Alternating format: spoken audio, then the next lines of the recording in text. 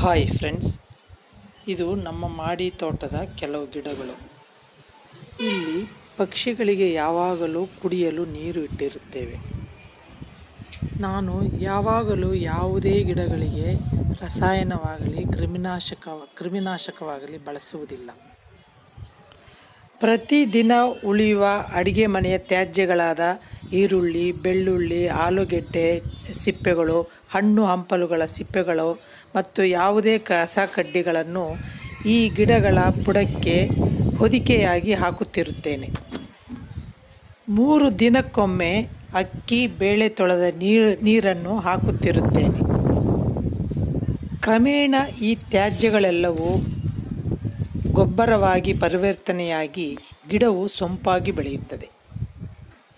ಗಿಡ ನೆಡುವಾಗ ಬಿಟ್ಟರೆ ಇದುವರೆಗೂ ನಾನು ಯಾವುದೇ ರಸಾಯನವಾಗಲಿ ಕ್ರಿಮಿನಾಶಕವಾಗಲಿ ಬಳಸಿಲ್ಲ.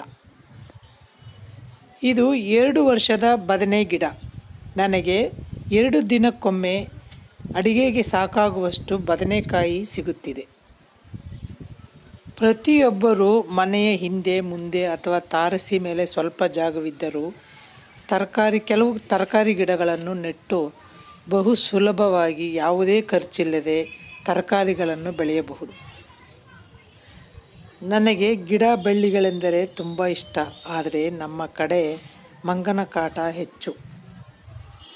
ನಮ್ಮ ಕೈತೋಟದಲ್ಲಿ ಬೆಳೆದ ಅರಿಶಿಣದಿಂದ ಮನೆಗೆ ಬೇಕಾಗುವಷ್ಟು ಅರಿಶಿಣದ ಪುಡಿಯನ್ನು ಮಾಡಿಕೊಳ್ಳುತ್ತೇನೆ. ಬೆಳೆದ ತುಳಸಿ ಮತ್ತು ಆಲೋವೆರಾದಿಂದ ಬಯೋ ಎನ್ಸೈಮ್ ಮಾಡಿಕೊಂಡು ಬಳಸಿಕೊಳ್ಳುತ್ತೇನೆ. ಬಯೋ ಎನ್ಸೈಮ್ ಎಂದರೆ ಸಾವಯವ ಶುದ್ಧೀಕಾರಕ ದ್ರಾವಣ.